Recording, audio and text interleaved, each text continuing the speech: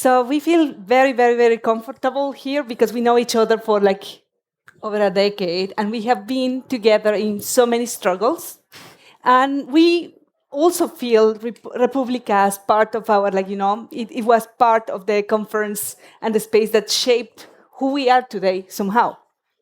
We got many good ideas here. We got connections to friends. We got networks, access to international networks or to more technical networks through the years. But then today is very, very interesting that because of personal decisions, because of different steps in our life, we ended up, all of us, working on the most important problem of our times, the climate crisis.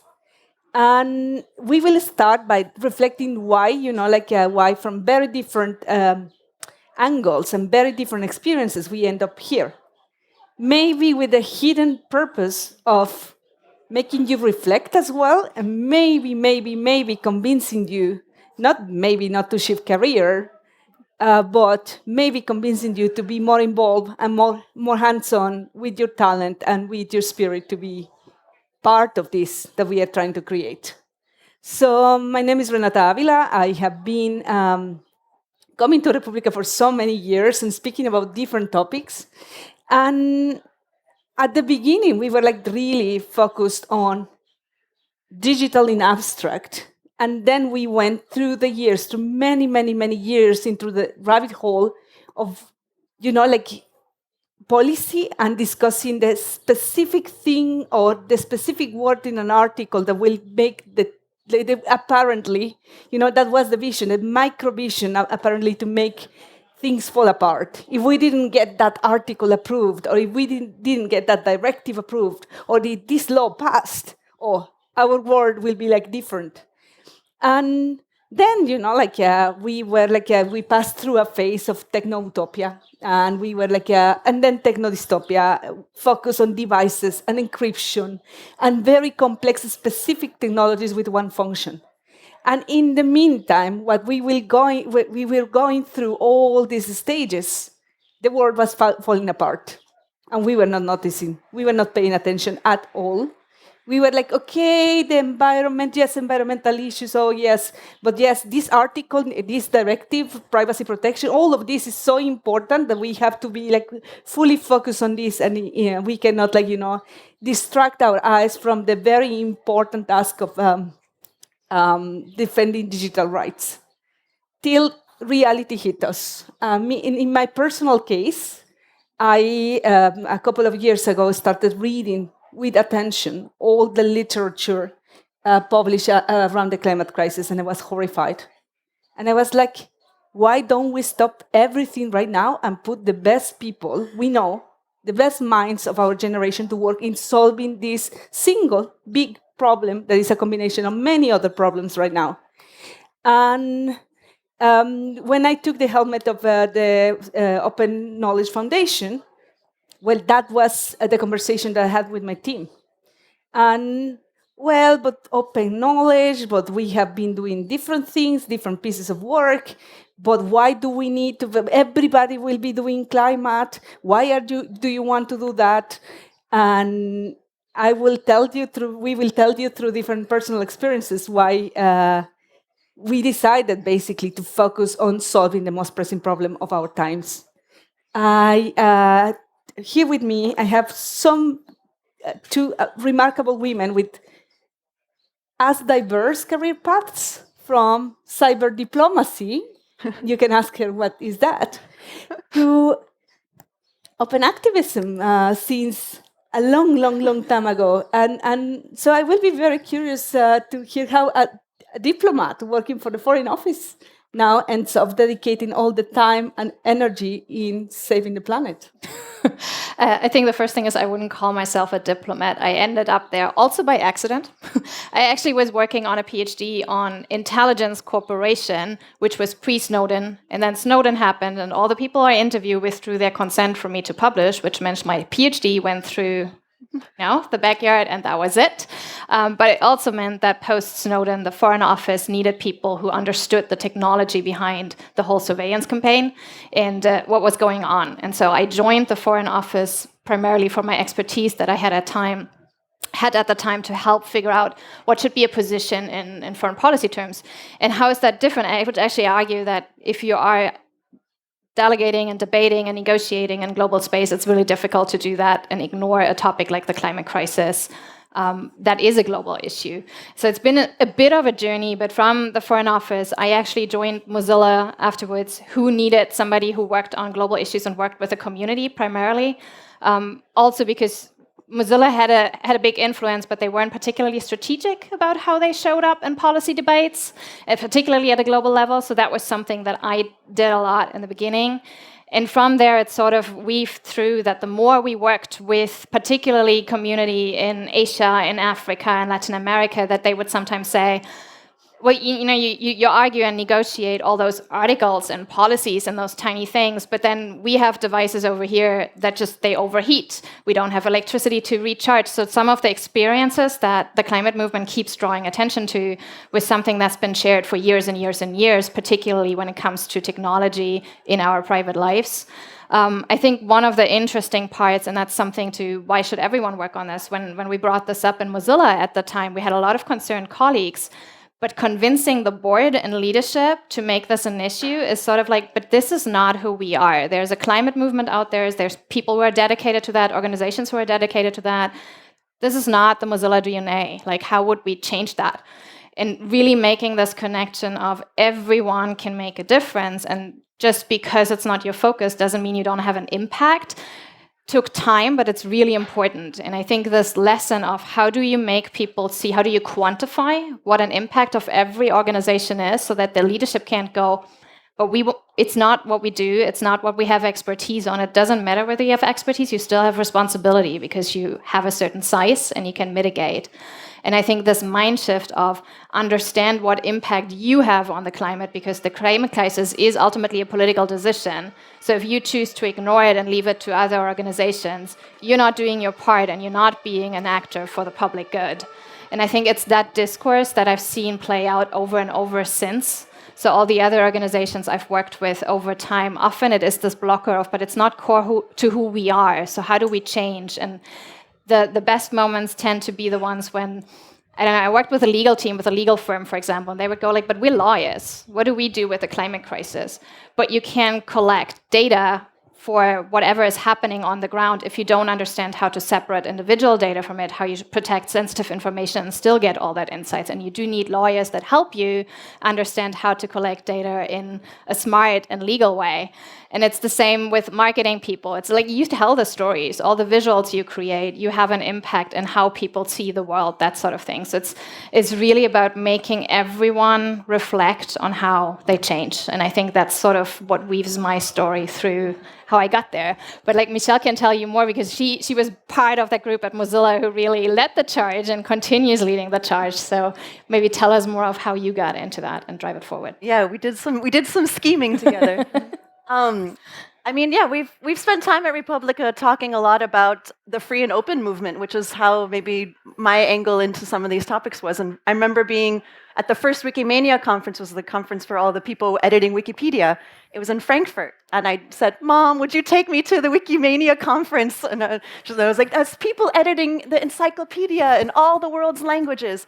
And it was so radical, the idea that you would have this encyclopedia. And the ideas of the free and open movement were so radical, the operating systems that anyone could edit, or all the knowledge that people could contribute to. And I still think those ideas are radical, but as we were advocating for opening up everything, I confess, I'm really embarrassed to admit it, I didn't know the planet was on fire. I think around 2016 or 17, I just said, what? I thought the diplomats got this. I thought we set our climate goals. I thought we were hitting them. I know there were still some issues, but I honestly was totally unaware of how far off we were. And I mean, that's also a huge thank you to, people like Friday, the, organizers of Fridays for Future and the other climate groups who were getting on the street and saying, wake up.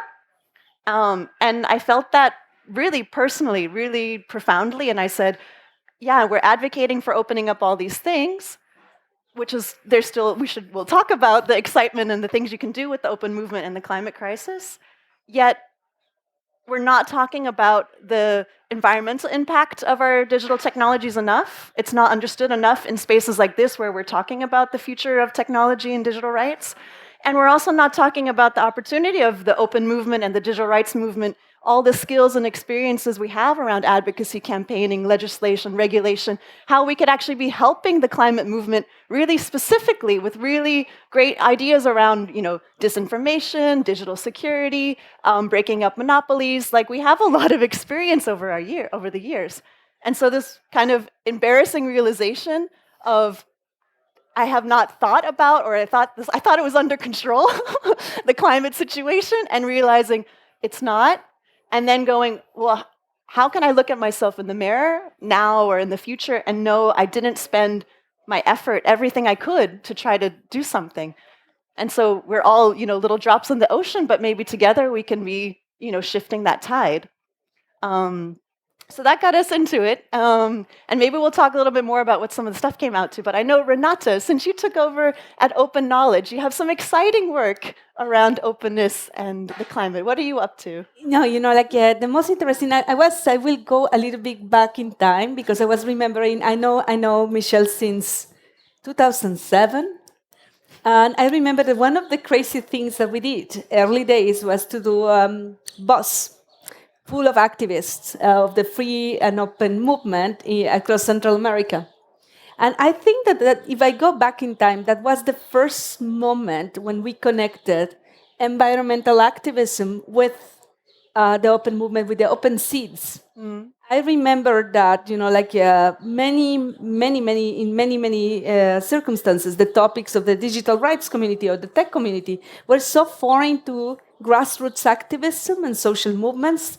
But in the Global South, we started to look at similarities. How open seeds, how keeping the native seeds as something protected. And food sovereignty actually had a lot to do with the free software movement and the principles it defends. And how this open innovation as well and the ability to scale learning local practices also connected. Right now is very interesting because the open knowledge space with different chapters and affiliates is focused on different priorities. If you look how disconnected the Western side of things is from the real urgent problems, is amazing. Our chapter in Brazil, Open Knowledge Brazil, actually I would say is the most advanced applicable principles of open knowledge and open data and access to information and so on to really tackle the climate crisis. But of course, Open Knowledge Brazil has the Amazon right there, and they're trying to save it. But the example of the work of Open Knowledge Nepal and Open Knowledge Brazil really opened my eyes to the possibility of repurpose and refocus. Okay, many of the things that the open movement are doing are very important, but we have to face the reality that we are facing an emergency. What happens in an emergency? You stop everything you're doing. You stop everything. You put plans on hold, nice projects on hold, and you dedicate to solve the most pressing problem of your time. So we had a meeting with different chapters recently, and that was the conclusion, it is an emergency. It is an emergency and people are going to die. And we have here the room full of very capable people. And yes, preserving archives is very important, organizing activities through, we had a lot of fun in our communities and very pleasant activities related to data and culture and access to knowledge and so on. But if we don't face inside of organizations this urgency, the house is burning, and you're celebrating barbecues and having fun. I'm not saying that the work that we will do ahead will not be funny. It can be fun, but it can be purposeful and focused. And so that's what we are trying to do. And what we basically did inside the organization was look at our toolkit. And we realized that we have 3 elements. We have tools that can make the things really easy for environmental organizations to have fact-based campaigns and have very solid granular data to design policies. So we have the Frictionless Data project, which helps basically clean, like, not all open data is usable. And this set of, standards and things make it usable, practical. Now we develop to the level that anybody can use them, and is plug and play, basically. Then we realized that we have a lot of experience in policies, as you were highlighting. And we have a vast network spread across 72 countries. It's a very powerful network of capable people at the technical aspect that can really transform data into knowledge, and knowledge into campaigns, and campaigns into change. So with tools, policies, and leadership, we think that we can, shake a little bit and assist and enable the ecosystem of the people doing the hard work. And but there's many obstacles, and the technical community, the digital rights community, is the digital media community attending this conference might not be aware of. So I'm curious, Kathleen, you have been, Kathleen, working. I mean, to my right, you have the person who basically wrote from scratch all the sustainability strategy in Mozilla. And then really infected with a good infection of this practice through many other technical organizations. So, but while doing so, even if we claim to be very open, and we claim to be very responsible, which obstacles did you find to the inside and to the outside of the organizations? Easy question to answer. I think inside, I already mentioned, an organization of 1,000 employees that is dedicated to a specific topic, convincing them that they have to take care of something that for the past 20 years of their existence they haven't focused on.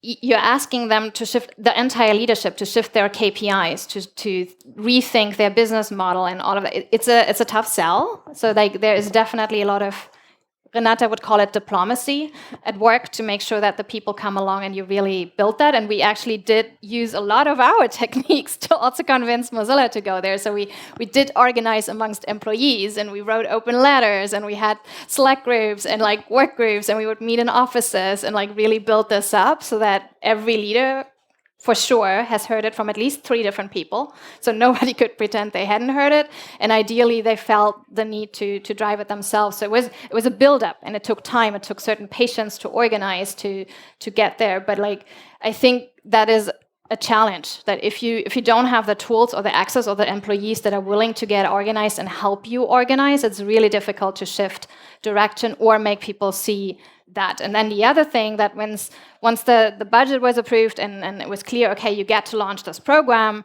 actually practically doing an environmental report and understanding what the emissions of a technology company is in an open environment was frustratingly difficult. I think I interviewed something like 7 or 8 consultancies, none of them in the beginning willing to even publish the entire data, because a lot of the emission factors with which you convert your activities into emissions are proprietary.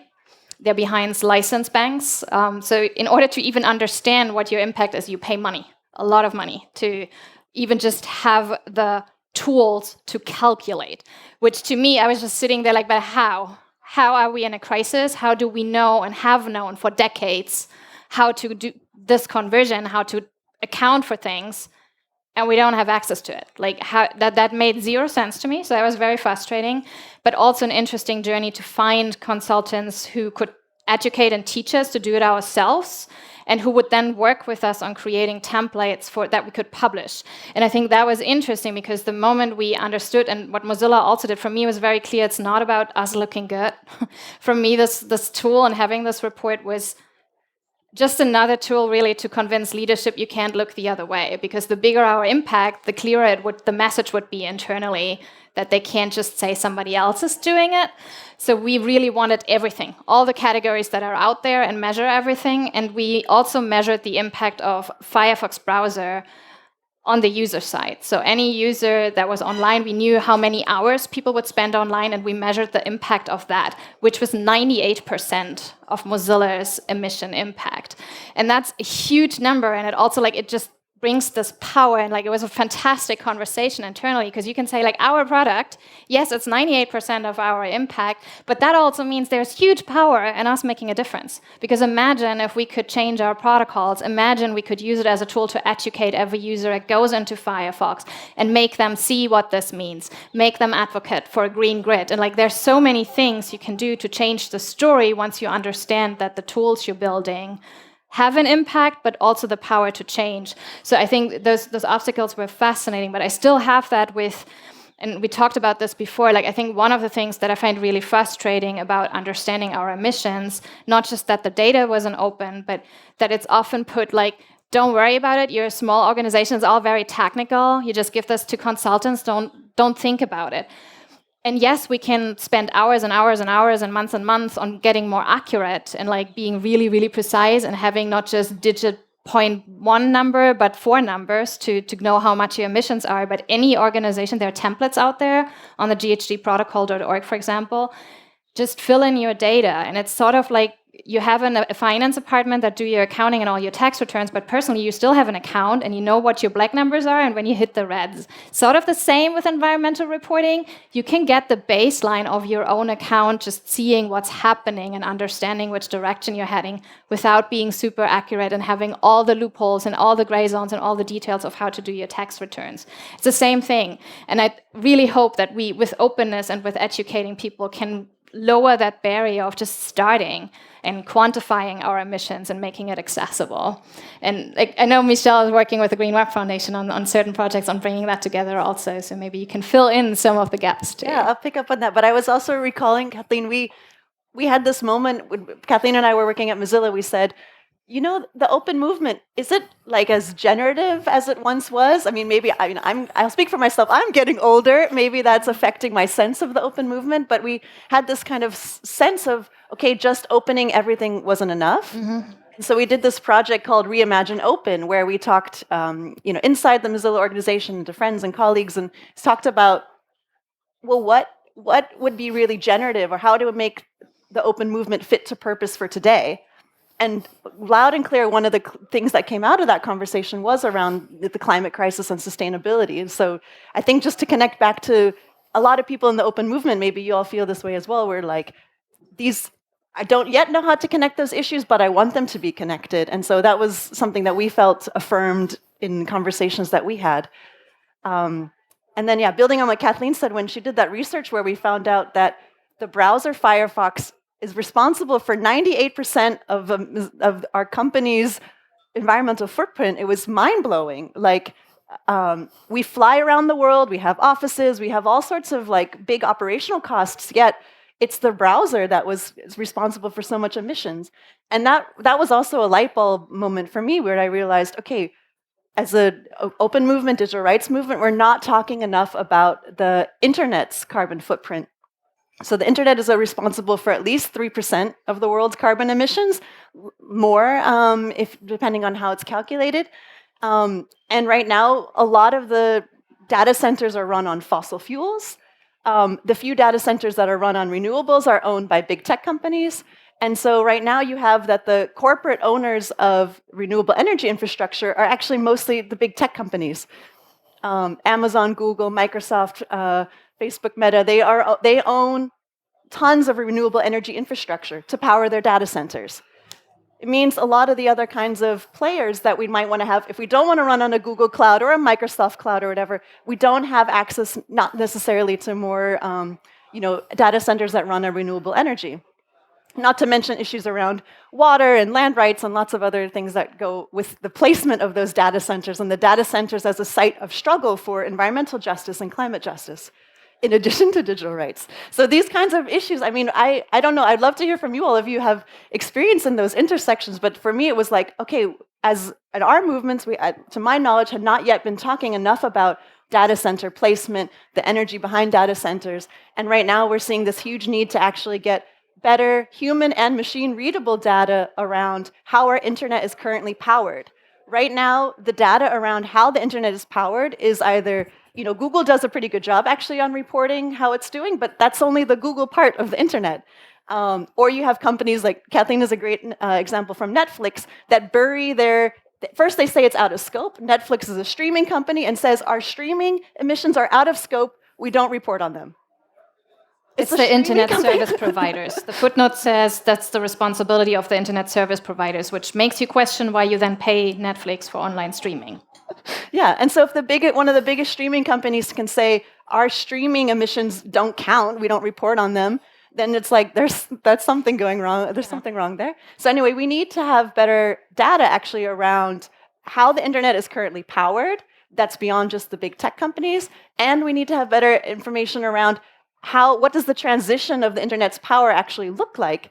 And so that's a few years ago, then I started to work with the Green Web Foundation. We're a small, scrappy NGO based here in Berlin, but we're trying to get some of those numbers so that we can better measure and track the internet's transition away from fossil fuels. And so that's, for me, there's a lot to like learn and understand about that, but this is really where coming back to the idea of reimagining openness and the power of openness is that openness is never an end in itself. It's a tool to shift power. And we can use openness to shift power to people by actually making this kind of data accessible, human readable, machine readable, and then use that to make informed policies that are better for the planet and us. So there's hope, I hope. Yes.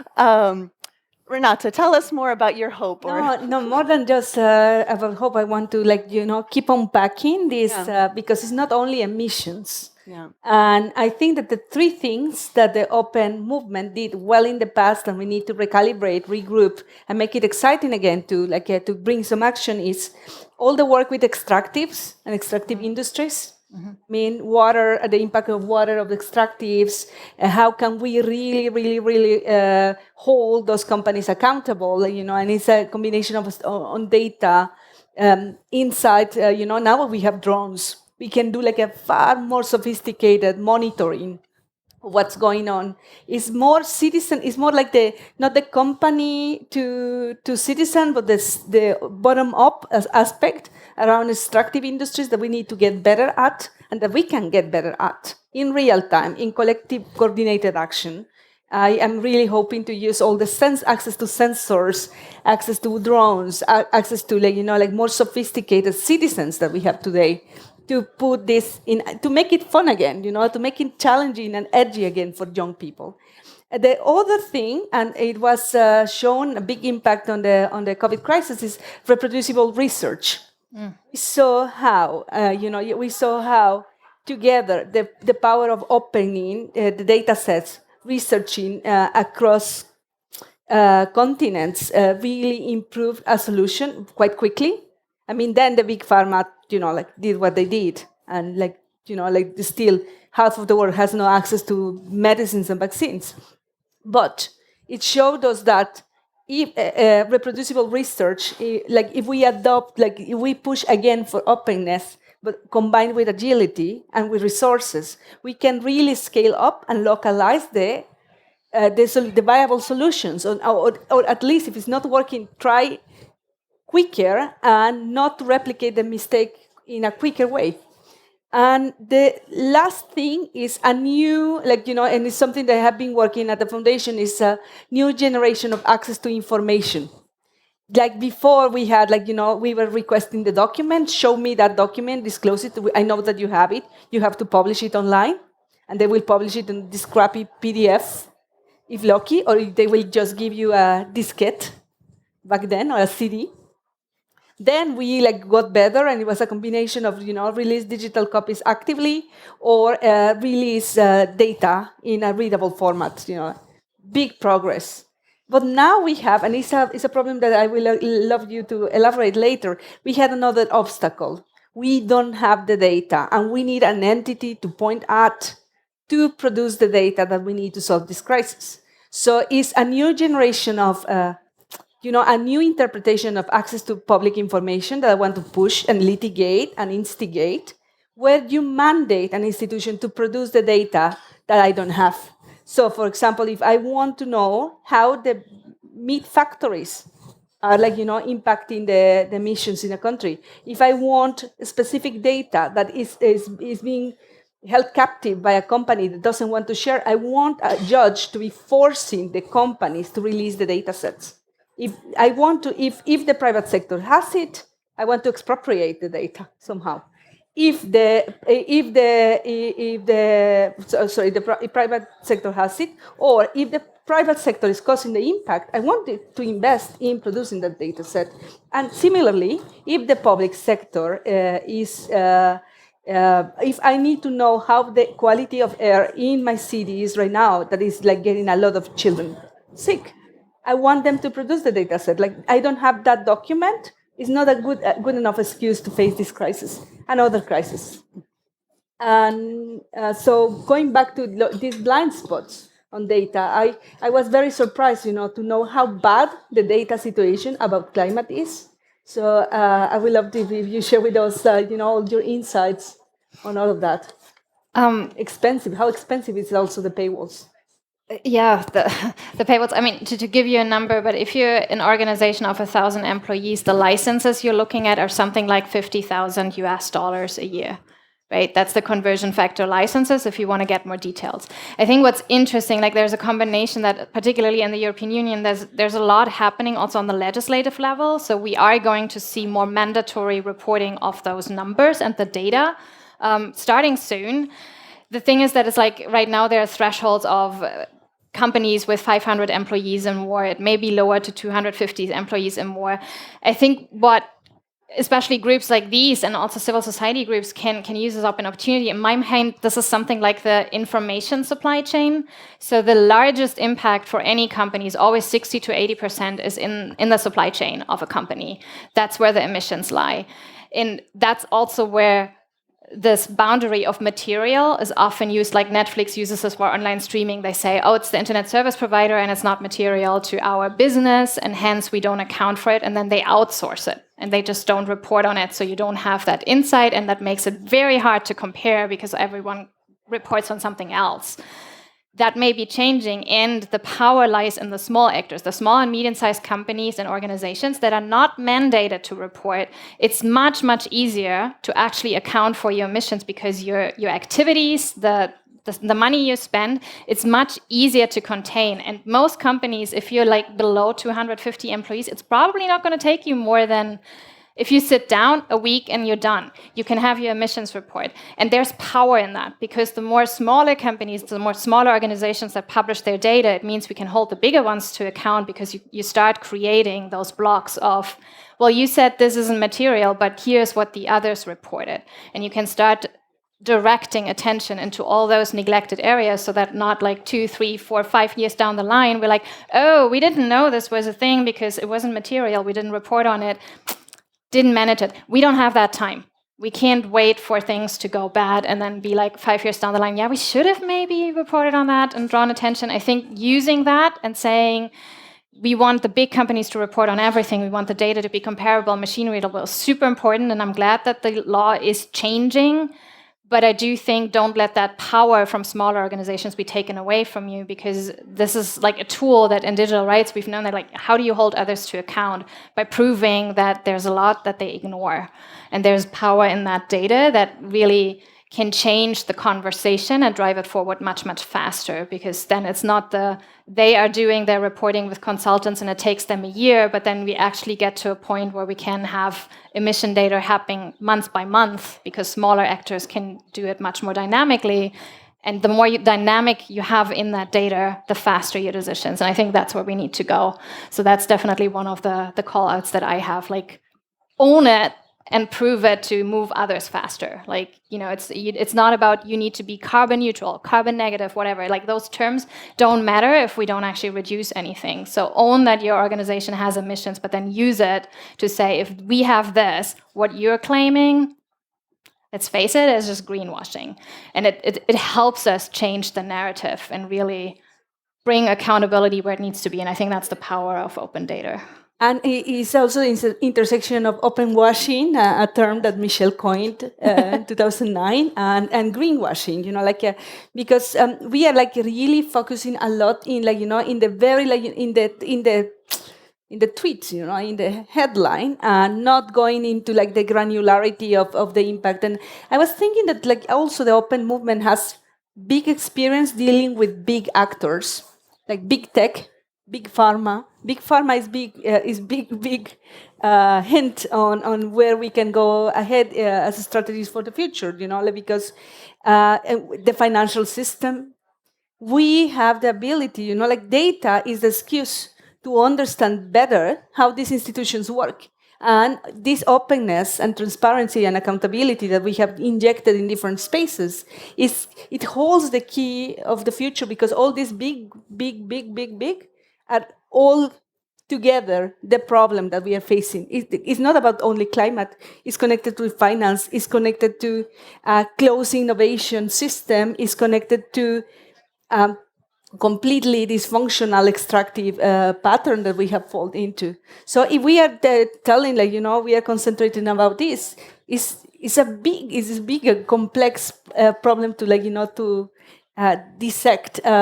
Here to my left, Michelle has been doing this section through something that is very important as well. And it is, we have the attention of many members of communities, of cultural communities, education, and so on. And you have been publishing.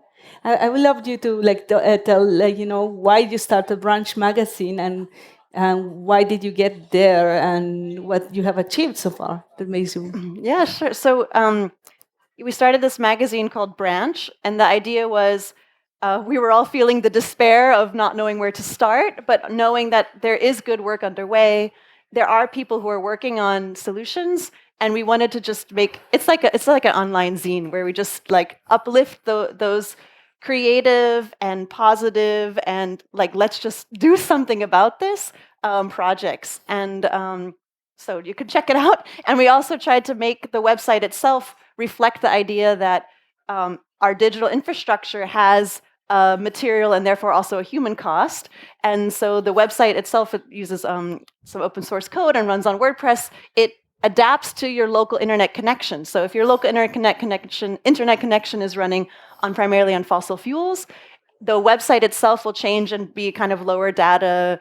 Or if you're running on mostly renewables, we can actually then show you, more HD and show you the videos and all those things. And this idea, at least we find when talking to web developers and web designers, is this is not like a binary situation. The exciting thing about hopefully a sustainable and just future is that we can use internet-y, webby ideas that are dynamic. So when the grid is green and there's plenty energy, let's use webby ways of actually celebrating that and harnessing that. And then when there's times when it's less, we can adapt. And that's actually a really powerful, beautiful thing about web culture and web technology.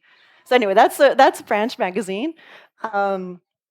But now I forgot the other thread that I wanted to share with you all. You had some. It's also you won an award for this magazine, rightly so, because it's it changes color, so it's really obvious for that. It's I want to advertise for that magazine even more than you do. So they won the Ars Electronica award for that, and so that they can continue running it. And they're actually now looking for new stories. So if you have success stories, positive futures, all of that, pitch them through them, because it's getting quite the readership now. And actually, if we go into a wrap up where I would love to involve everybody and then open to the questions, I will say what is the call to action? And I will start with myself and then pass it around.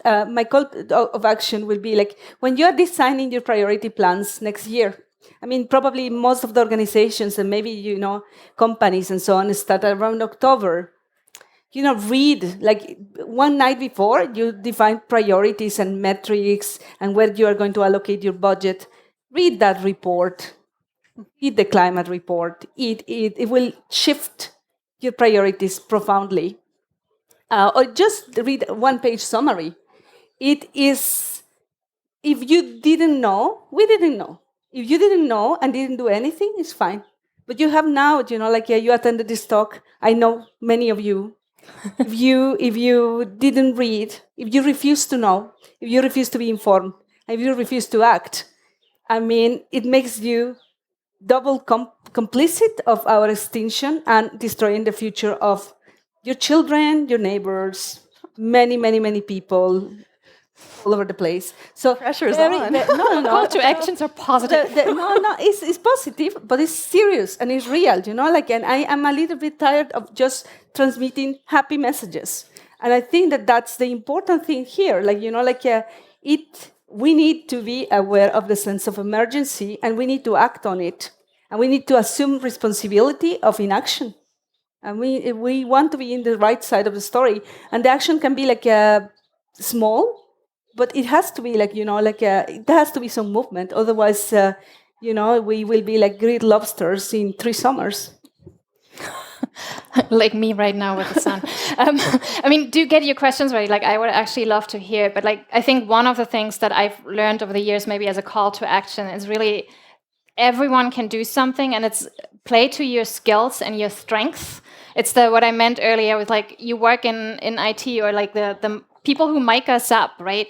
They make your speakers sound great, but if you have a guest speaker on environmental issues in your organizations, that's what your IT people do. They make sure that the message comes across and it's translated and that we can share it out afterwards. And everyone has those things, do you share the story? Do you drive the narrative? Or do you actually implement those actions? And I think it's the reflecting on your everyday routine in your work, in your life, that it's sort of like you learn to lock the door with your keys when you leave the house. It's sort of similar. You just start adjusting your activities. And I think just being conscious about that, it takes a few weeks to get adjusted to, but then once you start, it's really hard not to see it. It starts getting frustrating. One of the things that we've done during the pandemic was trying not to buy anything in the store that has plastics. It is almost impossible. But once you notice, it also makes it easier to call it out. And I think it's that, start noticing so that it's easier to call out, because we're pretty good at organizing around what needs to be called out. That's what this community does. So start noticing it so we can get louder. Yeah, and I'd say also, maybe just commit to learning and personal learning. I think that when we started this also sharing, we don't know everything, but I think bringing a sense of curiosity and a commitment to transforming yourself is the way you're going to transform your teams, your organizations, and maybe the culture if we're working on this together. And so I think that idea of a commitment to a transformative practice is really also maybe a call to action, and the sense that we have this urgency. The UN Secretary General saying we have less than 36 weeks, 36 weeks, not months, not years, 36 weeks to take dramatic climate action. And we're living in the climate crisis. We will be living in it for the rest of our lives. This is not a single issue. It's an entire era that affects us all, affects everything.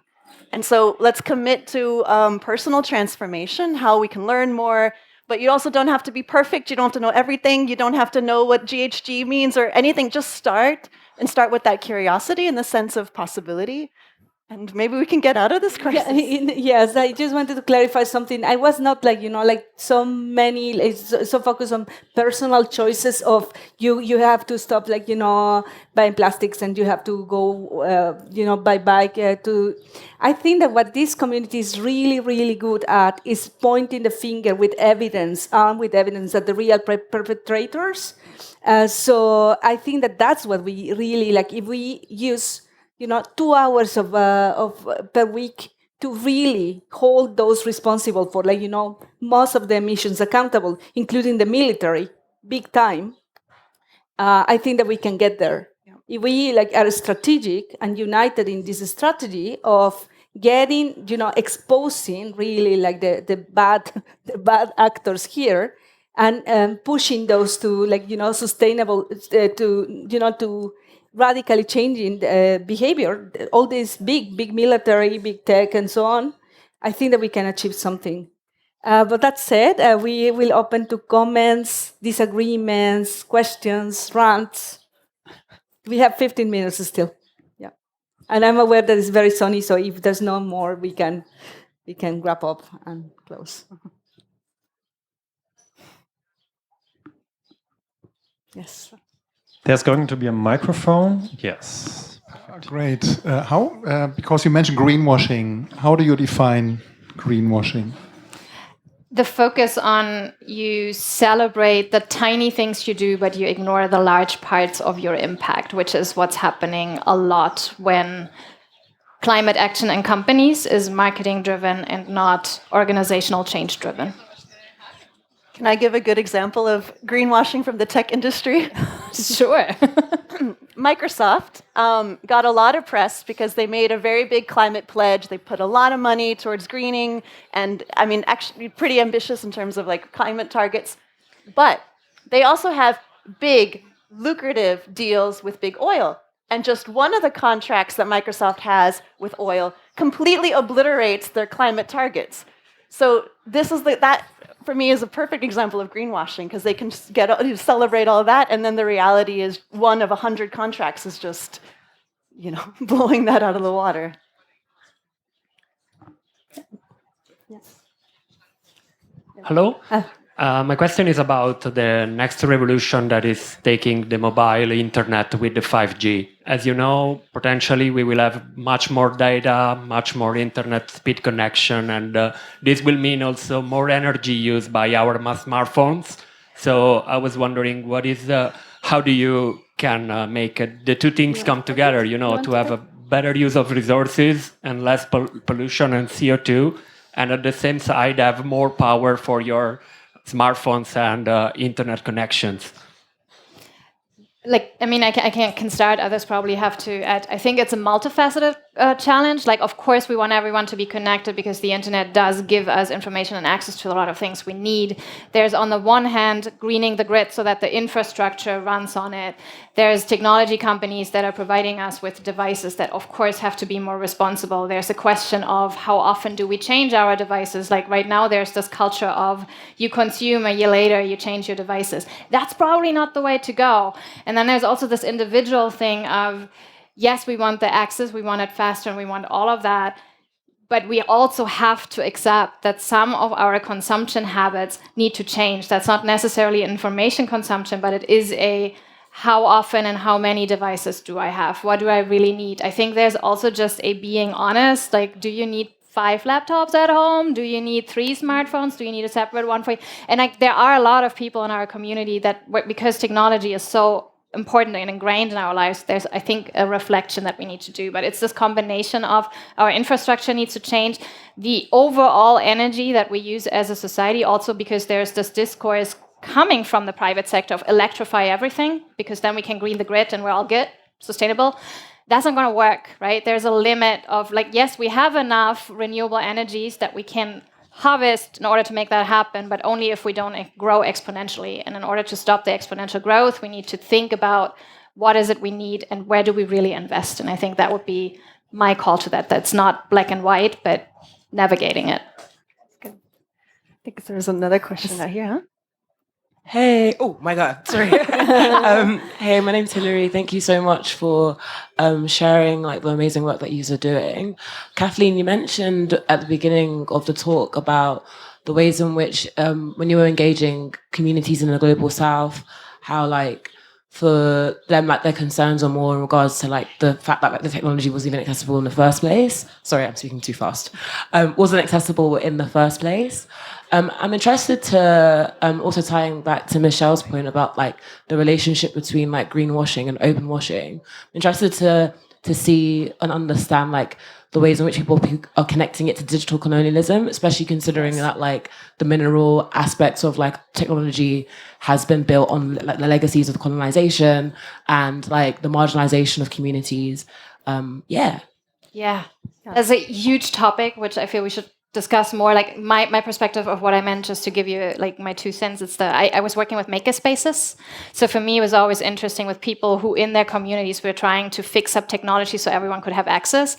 But it was very much the devices weren't necessarily developed on the ground, and they weren't made for blackouts or electricity shortcuts. And so people, there were those interesting things. Also, innovation happens, right? There was somebody who I met who was basically riding their bike to provide solar to people so that they can charge for 10 minutes their phone. But the frustration was that they wanted, a lot of people I met in those maker spaces wanted to be part of the open source community. They wanted to be developers and engineers, but the codes they could contribute to were often run or started off by Western companies, and they weren't really like open source has a history of not paying their volunteers, and then they would also often have to use devices that were outdated and way too old to actually contribute successfully, so that their contributions would then be used as it's not as good because it wasn't developed in the same thing. So this pattern just keeps repeating itself, and then we don't even hear the stories. And I think for me that was part of the frustration of well, it's obvious it's not working, but we're not doing anything. We're saying we're the good ones, but we're not really doing anything to change it. So like, how do you make that happen? I think we have an opportunity with the climate crisis because the impacts are felt so strongly that finally there's a chance to lead and say this is what's already happening impact-wise and connecting it to the tech debate, which needs I want to add to that, like I think that it really, we have in the open knowledge community, we really have a change of decolonizing, and it can be like done using different strategies. One of them is affecting and impacting research agendas. And I guess that, like we have all together as an international community, we're very interesting. We can plug in resources. Some big resources from computational resources, data skills, and so on. We cannot see it as Europe effort, local effort, but it has to be a global plan with the specific targets. I guess that the mining thing is very interesting because you see, I'm from Guatemala, and I've lived in Chile, and there was a meme online recently. When you visit Canada, big, beautiful, landscapes and so on. When Canada visits you, and it was like all the disaster that Canada leaves behind with the mining companies. It's not only Canada, it's Russia too, it's the US too, it's many, many companies doing open pit mining in many developing countries for the lithium and other elements. And I think that we need the comparative research and data. We could plug our communities, with sensors, comparative research and data to have comparative analysis of these incongruencies in discourse. And it is political, of course. It is sensible, of course. But I think that the human rights defenders and environmentalist defenders, they have spent the long, dangerous journey alone for so long. And we have the responsibility, if you can do open data and data sets, if you can do deploy a drone to a dangerous zone instead of leaving the communities alone, if you can contribute with this collective strategic action, I think that it is the responsibility. And our communities are usually principled and aware, but are sometimes too inside the computer, inside the library, inside the museum. And we need to get them out into the field to face reality. So I believe that that's all the elements of repurposing the power of technology and the tools of our times to hold the bad guys accountable. Is all the elements are there. We just need to bridge communities. And that's only achievable with trust. So that's what it takes. We need to bring different people at our tables and go to different tables to share skills and abilities. Yes. I really appreciated the fact that the website you had adjusted depending on the energy source. I was just thinking we have Nutri-Score for how nutritious our food is, A, B, C, D, E. We have it for our appliances. We have it to rank our homes. If you really want to put this in front of normal people or consumers, should we not kind of put a score on things that we do with technology, online, and so on? There are a few, the EU actually has a proposal about the Repairability Index, which is about how repairable your devices are. And that was actually thanks to a lot of right to repair activists saying this needs to be better and clearer. And I think there's some people in the audience working on actually making the computer has been very abstracted and disappeared, and now how do we make it visible and reappear? And I think there's different ways to do that. Yeah, in the UX and the UI of the experience, but also maybe in regulatory ways. So I do think there's an opportunity to connect people's internet consumption with the environmental footprint. And I think it's a place where you could have unlimited innovation to think about what that would look like at the browser level, at the website level, at a service provider level. So I totally think like let's explore, let's figure out how to make that more tangible and understandable and not, daunting or invisible. Yeah. Hi, I'm Andres from Ecuador. The compulsory license was a breakthrough for access to medicine, right? So when the AIDS pandemic was going on, countries had the right to make it mandatory to share technology knowledge with patented medicine technology. But intellectual property law has evolved, especially most recently, to hide knowledge away from the public with trade secrets, right? So now this is being discussed at the EU level, also just recently passed in the US. And trade secrets are like the worst kind of knowledge because it's not even patented, it's not even published anywhere, it's just a secret.